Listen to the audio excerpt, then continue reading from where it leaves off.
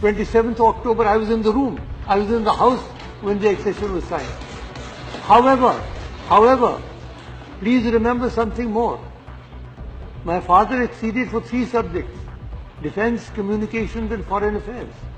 He signed the same instrument of accession that all the other princely states signed.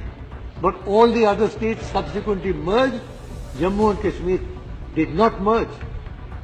Jammu and Kashmir's relationship with the rest of India is guided by Article 370 and the state constitution that I signed into law.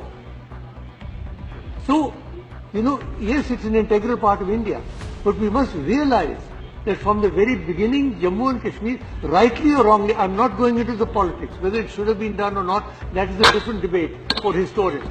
But the factual position is that Jammu and Kashmir has been given a special position.